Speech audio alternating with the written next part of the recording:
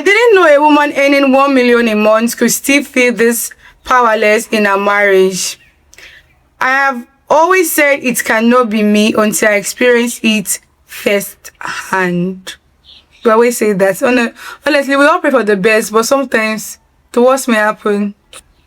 I got married 4 years ago, and after our wedding, we moved into my husband's family house.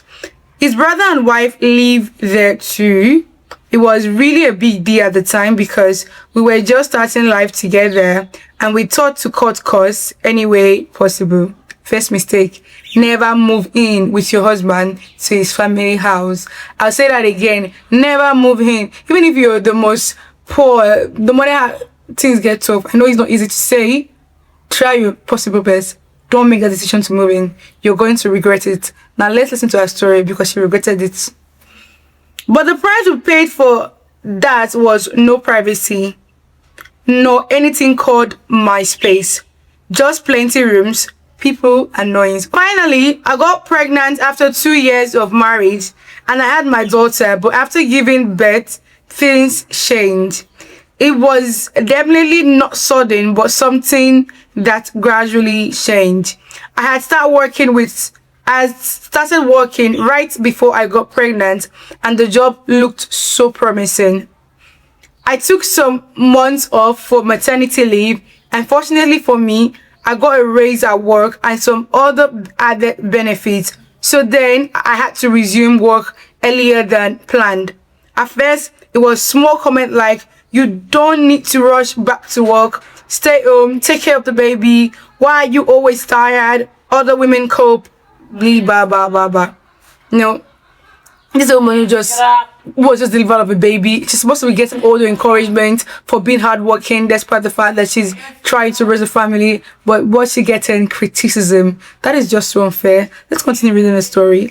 When I told my husband this, he was very happy for me. But when he realized that my salary was now becoming more than his mood changed, but I didn't think much of it at that time.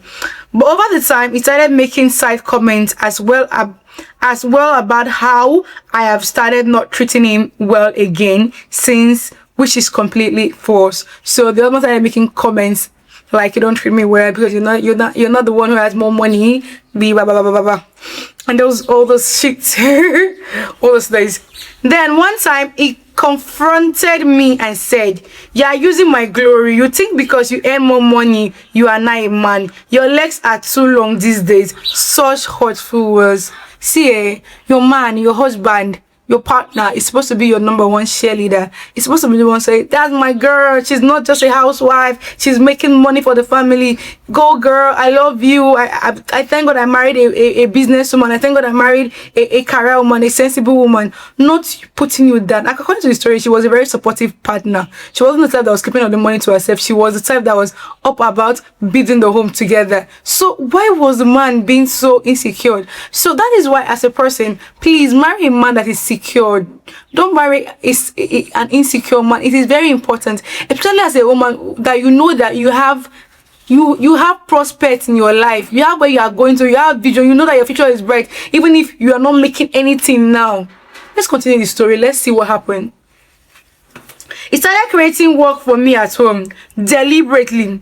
If I had early meetings, that was the day he would insist I cook for everyone in the house. Can you imagine? If I dress up for work, he would ask me to wash clothes before leaving. If I complained, he would say, so work is not more important than your home.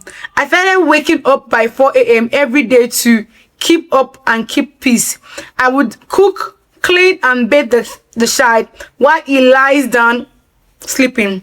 After I finished doing all this, I would quickly dress up and rush to work.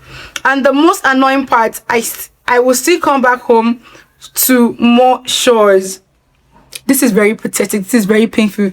Imagine a woman with financial independence, but yet she's still more like a house help at home. That's really a sad story. To the eyes of the public, she's been admired. Oh, man, you're rich. You have money. You have this. But you don't know that she's crying. Let's continue. I invited my sister over one time to at least help with the house chores. Only God knows the hurtful word he said to her that made her leave without even informing me. This is, you can see deliberate efforts to keep the woman under control. Deliberate effort to make sure that she keeps doing the house chores.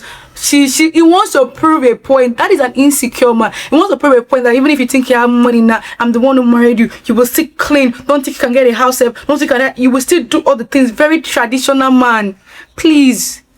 When you are dating, when you are courting, all these things will come up with. Ask questions. What do you think about sharing the chores with your partner? Those kind of questions. Do it indirectly, do it stylishly. Get to know his opinion about helping a woman, because get to know, you will see comments like, no, I can't marry a woman that has more money than me. Although when you see those comments, they are subtle red flags. They are red flags. When you see those comments, ask questions, joke about it, act like you agree with him. Try to get his opinion, because these things are real in marriage. Let's continue. Meanwhile, he has been building his house for 5 years, but anytime there's a small misunderstanding between us, he abandoned the project for months. He finally abandoned it after I got the promotion at work, and anytime I bring it up and even talks about assisting in the building of the house, he cuts me off, almost like he enjoys keeping us there. So you can see the deliberate effort of the man. He wants to keep her there, where everybody can see me, monitor me, and judge me. His brother's wife started asking why I dress so fine for work.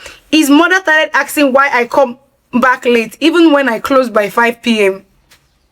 The act started feeling like a surveillance, not a home. One night, I came back exhausted. I hadn't really eaten much since morning. I entered the kitchen to warm food, and his brother's wife said, Madam Big Salary is now entering kitchen. Can you imagine? I turned back and everyone laughed, including my husband. See, the worst thing that can happen to a girl is when your husband now gossiping with his family member. See, as a married person, it's you and your wife against the world. No, it's not the world and you against your wife. See, it hurts very much. If someone hurts you, it hurts a bit. If someone else hurts you, it hurts a bit. But if your partner hurts you, if your partner is against you, the pain cannot be quantified. It is so painful. It is very, very painful. So this is a very, sad situation. Let's continue reading the story. That was the night I made up my mind that I had to do something really quick, not loudly but quietly. Sensible woman. I stood there holding a spoon and realized I have been the one funding my child, feeding myself, waking up at 4 a.m. and still be treated like a guest who must prove she belongs. Very pathetic story. The next morning, I started looking out for apartment. It was not an easy one. I never knew getting a house in Lagos could be this stressful. At some point, I started considering staying back in the family house and enjoying it. But as Mother Luck would have it, as I was discussing it with a colleague at work, I got to know that someone at work was moving out of a mini flat not so far from the office to a bigger place. I reached out and finally was able to secure the place, though it was very expensive, but peace of mind sometimes is priceless. See, if you've been troubled by a long period of life, if you have gone through pain, you will know that peace of mind is priceless and you will do anything to get it. I could really feel pain at this point. For the first time in 5 years, I felt relieved. Just imagine a door could close. Peace of mind is priceless. Now, my husband said he's tired of the marriage and wants to go tell my parents. I told him I'm tired too. As a matter of fact, I'm moving out tomorrow. Perfect timing. You see how God is doing his work. Sometimes a woman doesn't leave because she hates her husband. Well, in my case, I won't say I don't resent him a little, but peace of mind sometimes shouldn't be traded for anything. And let me tell you about this case of resentment. See, when a man hurts you so much, you begin to hate him. I know women for a matter of fact that hate their husband, not because they're tired of hating him, but because he has hurt them without remorse, being remorseful. There's a man who hurts you and hurts you. You begin to hate that man. He will come up from work and you will see it like a piece of shit. Like, who is this one?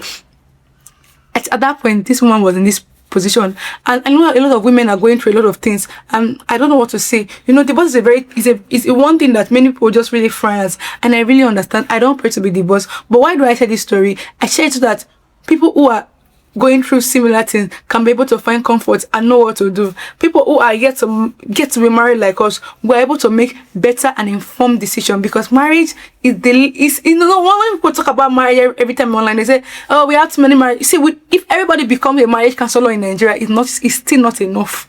It's still not enough, because the amount of, in fact, marriage is one thing that people go to without getting education. We go to school to study a course for 4 years, but we don't study.